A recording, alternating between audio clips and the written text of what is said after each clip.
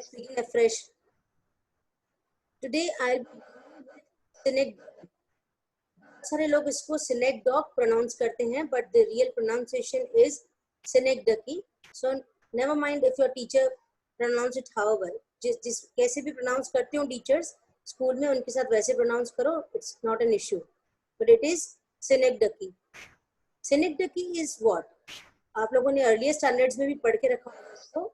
When the part of the body is used to represent the whole, it is known as synecdoche. Okay.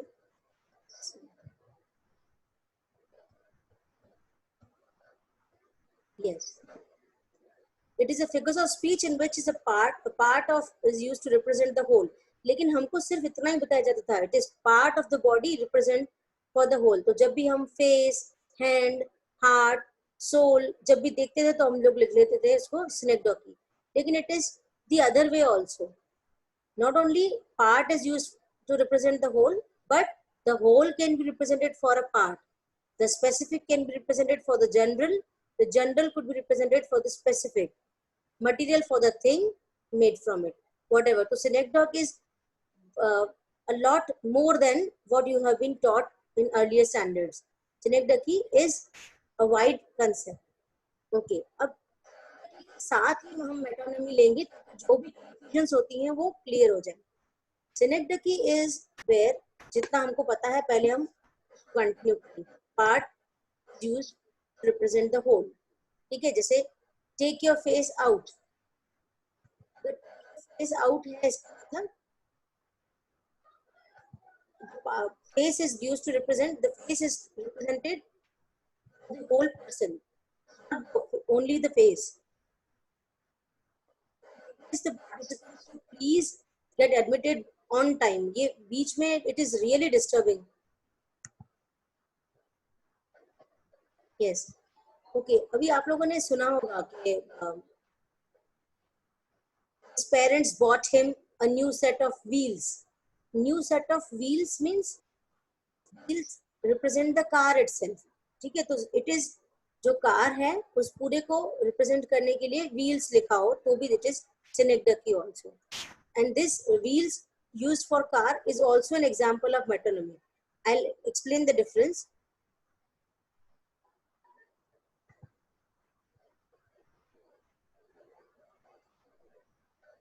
Other examples of synecdoche is maybe जैसे हम किसी को बोलते हैं I need hired hands.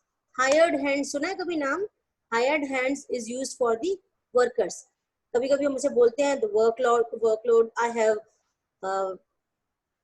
lot of work so I need more hired hands. So that does not mean hired hands यानी मुझे सिर्फ हाथ नहीं चाहिए. What do I want? I want the whole workers. Then examples में ऐसा poems में ऐसा लिखा होता है we saw boots on the ground.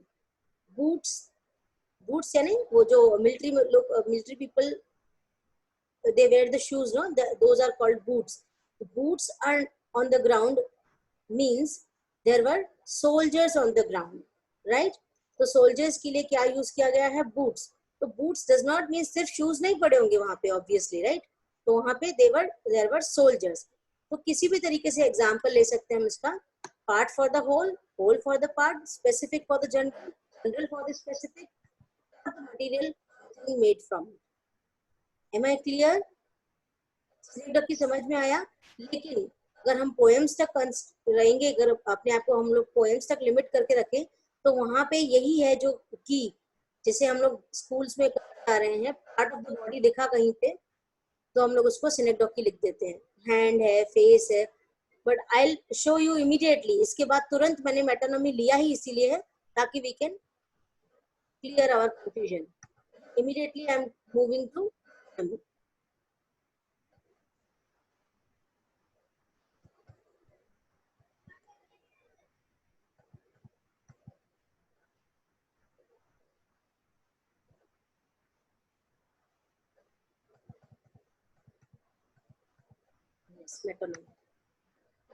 क्या है मेटोनिमी? यानी ऐसी कोई भी चीज जो हम बोलना चाहते हैं तो एग्जैक्टली वो चीज ना बोलकर हम उससे क्लोजली रिलेटेड चीज बोल दें, जैसे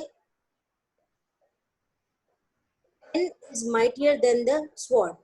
Now pen does not mean literal meaning of pen here. Pen मतलब knowledge, sword means bravery, chivalry, वो the strength. तो जब भी हम स्ट्रेंथ और नॉलेज को कंपेयर करेंगे तो knowledge is always mightier than stronger than the sword. दूसरा example, let me give you hand. यहाँ पे let me give you hand मतलब का मीनिंग हम हैंड के हम डायरेक्टली इसको सिनेक्डॉकी लिख लेते हैं, लेकिन यहाँ पे हम क्या दे रहे हैं, late me give you hand मतलब मैं अपने आप को भी नहीं दे रही हूँ पूरा. Here the hand does not mean the whole person. मैं ऐसे नहीं बोलना चाहती हूँ I am let me myself to you. Here let hand मतलब let me help you.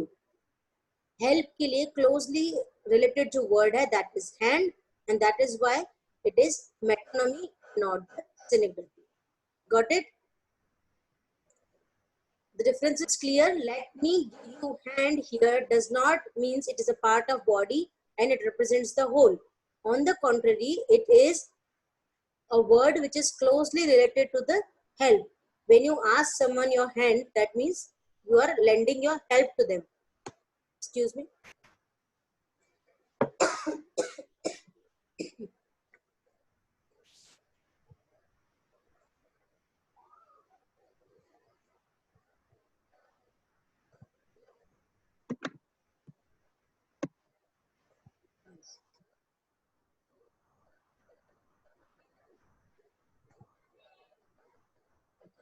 So synecdoche and metonymy both we have dealt with. ये बहुत resembling थे और काफी confusion create होती है. That's why I took them together. The next one is, next दो ले रही हूँ मैं, वो भी बहुत related है लेकिन उनसे contrasting है. Start with hyperbole is what? Hyperbole यानी जब भी हम किसी चीज को बहुत बड़ा चढ़ा के बोलते हैं. तो बड़ा चढ़ा के बोलना ये पोएटिक लिबर्टी है. Any poet can use it और मोस्ट ऑफ द पोएट इसको यूज करते ही हैं. जब किसी सेंटेंस को हम बहुत ज्यादा बड़ा चढ़ा के बोलते हैं, जैसे बहुत सारे पोएट्स बोलते हैं, so what the rivers are dry I will fill them with my tears. तो टीयर्स से एक हैंकी भी पूरा गीला नहीं होता है, पूरा रिवर कैसे फिल हो सकती है, बट स्टिल ये सेंटेंस यूज किया जाता है. That's why it is known as, किसी चीज को एग्जैगरेटेड करके बोलते हैं. When we talk something exaggerate in an exaggerated terms then it is known as hyperbole. और उसी का एकदम ऑपोजिट होता है यूफेमिज्म. जब चीज कोई बड़ी हो पर हम उसको सॉफ्ट टोन में बोलते हैं. जब कोई अनप्लेजेंट चीज हो या कोई बहुत ब्लंट चीज हो, बहुत ऐसी चीज हो जो किसी को एम्बैरेस कर सकती है या किसी को हर्ट कर सकती है, अगर हम उसको सॉफ्टवेयर टोन में बोलते हैं तो दैट इज यूफेमिज्म. तो लेट्स नॉट कंफ्यूज. हाइपरबोल छोटी चीज को बड़ा करके बोलना है और यूफेमिज्म इसका ऑपोजिट. जब हम बोलते हैं जोर का झटका धीरे से लगे, that is the difference between hyperbole and euphemism. See these examples. Examples. I am so hungry, I could eat a horse. Imagine, can anybody eat a horse? No, it is obviously an exaggerated statement. It is an overstatement. Second, other example is, I have a million things to do. Million things, really? किसी के पास million things होते हैं? अगर we take a pen and paper and start writing, we would hardly complete a few numbers. Million is what? So it is obviously an exaggerated statement. Other example is, बहुत सारे लोग बोलते हैं अगर किसी कोई पतला होता है तो उसको ऐसे बुलाते हैं, he or she is as skinny as a toothpick. So it is just an exaggerated statement. It is only a statement that is being overstated. कोई टूथपिक जितना पतला नहीं होता है, right? So it is. Next we'll go to euphemism.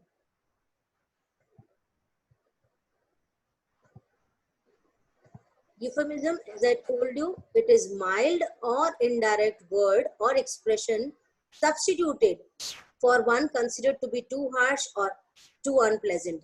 अब यहाँ जो language है डेफिनेशन की, आप उसको भी मत पढ़ो, क्योंकि we don't have to learn the definition, you just understand it in simple terms because you have to distinguish, you have to classify, और वो भी options दिए होंगे, तो options में से हमको पता होना चाहिए, ठीक है? तो you do not learn or cram this definition, समझ में आना चाहिए what is euphemism. ये अगर आप उसको लिंक कर लेते हो किसी चीज के साथ, that would be really easy. जब भी आपके सामने euphemism आए, आप वो एग्जाम्पल याद कर लो, जोर का झटका धीरे से लगना, मतलब किसी भी हार्श, ब्लंट या अनप्लेजेंट थिंग को, जो किसी को हर्ट कर सकती है, किसी को एम्बैरेस कर सकती है, उसको हम थोड़ा सा सॉफ्टर टोन में, एक माइल्ड टोन में बोले. और यूफेमिज्म हम अपने डेली लाइफ में भी यूज करते हैं, may be in Sindhi, may be in Hindi. हम नहीं बोलते किसी के लिए भी कि वो मर गया, इतना रफ, कितना बुरा लगता है, इट इज सो अनप्लेजेंट, तो हम बोलते हैं वो गुजर गए, या कुछ भी, वो भगवान को प्यारे हो गए. तो जब भी हम लैंग्वेज चेंज करके किसी हार्श चीज को प्लेजेंट फॉर्म में सब्स्टिट्यूट करके बोलते हैं, that is euphemism. Few examples I have, that is, अगर किसी के लिए बोलना हो he is dead, तो we don't say he call it he passed away or he kicked the bucket. Got it?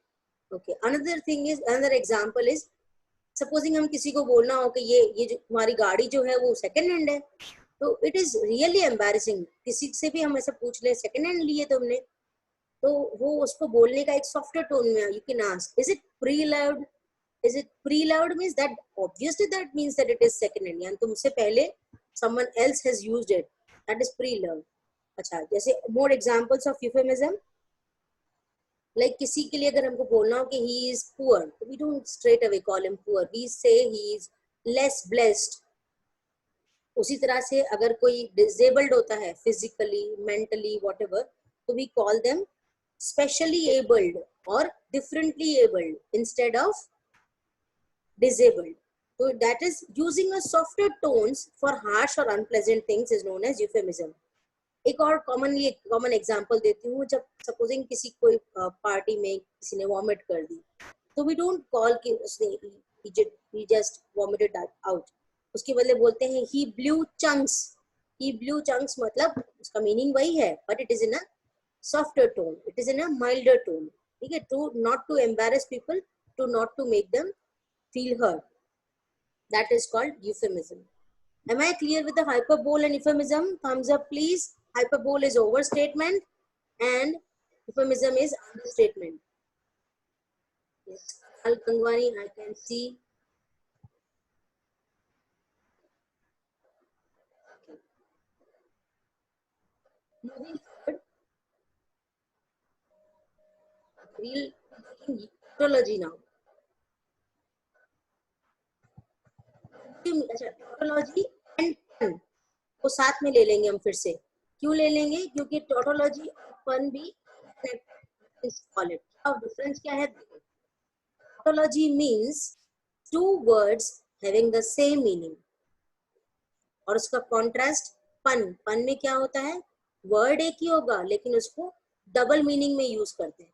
बहुत बार ऐसे वर्ड्स होते हैं ऑफन जिसके हम दो मीनिंग्स निकाल सकते हैं, ठीक है? तो जब एक ही वर्ड हो, मीनिंग दो हो, दैट इज पन. और जब वर्ड्स दो हो, मीनिंग सेम हो, अननेसेसरी बोले गए हो, तो दैट इज टोटोलॉजी. बहुत बार पोएम में हम लोगों ने सुना होगा bright and glittering. Bright is also bright and glittering is also shining, तो सेम चीज होती है, ठीक है? तो he was happy and joyful. Happy, joyful दोनों चीजें सेम होती है, लेकिन क्या होता है, कभी कभी सेंटेंस को राइम करने के लिए, कभी कभी उसको म्यूजिकल इफेक्ट देने के लिए poets uses them twice. मतलब unnecessary inclusion of words with a similar meaning, same meaning are used. That is known as tautology. Example: it is the privilege and birthright of every man to express his ideas without any fear.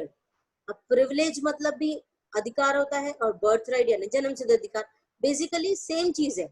तो हम समझ गए, अगर एक ही चीज लिखी होती privilege, यहाँ birthright, तो भी ठीक है, बट यहाँ पे सेम मीनिंग के लिए दो वर्ड्स यूज किए हुए हैं, that's why it is tautology.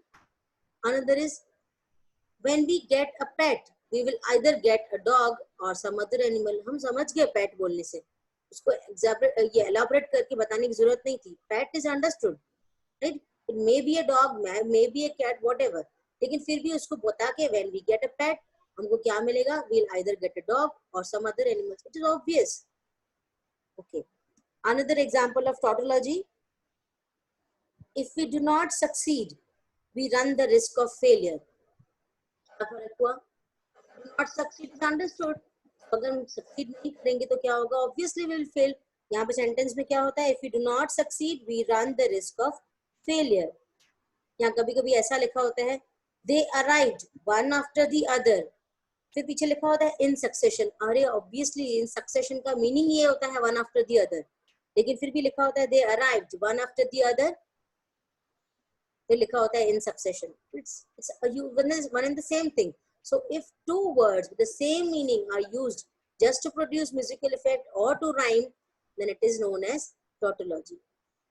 Okay. Tautology की और एग्जांपल्स आप लोग डेली लाइफ में जो देते हो, ऐसा कोई example if you remember, can you share with me?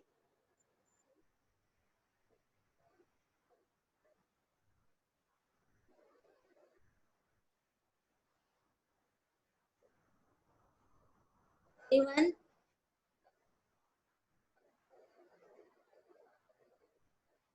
Okay, I'll have to unmute you for that. Let's see. Tautology का सिमिलर से मिलता जुलता नहीं है, लेकिन हो सकता है इसमें इसीलिए साथ में लिया है. पन इज नाउ जब ऑन बर्ड्स. जब भी पन आपके सामने आए ना नाम, तो आपको समझ में आना चाहिए कि ये वर्ड्स के साथ खेलना बोलते हैं इसको. It is word play. What is word play? Word play is basically शब्दों के साथ खेलना. यहाँ पे क्या होता है, वर्ड एक ही होता है लेकिन हम उसको दो अलग अलग तरीके से उसका मीनिंग को इंटरप्रेट कर सकते हैं. फॉर एग्जाम्पल, फर्स्ट वाला एग्जाम्पल देखो, when it rains it pours. अब when it rains it pours, तो इसका डबल मीनिंग क्या हुआ? इसका डबल मीनिंग ये हुआ जब बारिश होती है तब पोर्स मीन्स पानी बरसना.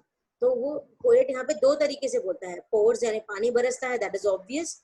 Second is when it rains my heart cries, that is called, it is also known as pouring, water falling from your eyes. ठीक है, दैट इज डबल मीनिंग हो गया. When it rains it pours, तो when it rains बाहर पानी भी होता है, या इसका दूसरा मीनिंग हो सकता है when it rains my heart cries. Second, a house is a very stable animal. Stable, again यहाँ पे stable के दो मीनिंग है. Stable is one that does not move, that is not very flexible. और secondly stable किसको बोलते हैं? जो house का, sorry horse का, sorry यहाँ पे है, again I'm error. Horse, not house. A horse is a very stable animal. तो stable किसको बोलते हैं? उसके घर को, के घर को, हॉर्स के घर को. The place where a horse lives is also known as stable, and stable also means steady. One more example I want to give is a boiled egg every morning is hard to beat. Beat का यहाँ पे दो meaning होता है, एक beating of eggs और दूसरा beating of, beating also means digesting. अगर हम एवरी मॉर्निंग व्हेन वी, इसमें लिखा हुआ है it is a boiled egg every morning is hard to beat. मतलब उसको if you take boiled eggs every morning then you will be unresistible. तुमको कोई हरा नहीं सकता है, right? Because eggs यहाँ here symbols for symbols protein. Next example is time flies like an arrow, fruit flies like a banana. अब तुमको लगेगा इसमें क्या डबल मीनिंग हो सकता है? तो time flies like an arrow, यानी जो वक्त है वो एरो की तरह उड़ जाता है. और यहाँ पे दूसरा मीनिंग होता है टाइम फ्लाइज. टाइम फ्लाइज एक मक्खी का नाम है, मक्खी होती है, flies, it flies like arrow, तो वो एरो की, उस एरो को लाइक करती है, डबल मीनिंग. और fruit flies like banana. Fruit flies कौन सी होती है? They are also common flies, common house flies, जो कि फ्रूट्स के ऊपर बैठती है. तो यहाँ पे डबल मीनिंग हो गया. फ्लाइज मीन्स उड़ना भी, एंड फ्लाइज मीन्स मक्खी भी. Here, tautology means two words, same meaning. One means one word, it can be used in double meaning. Next is antithesis.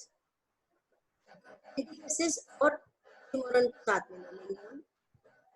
Then you also.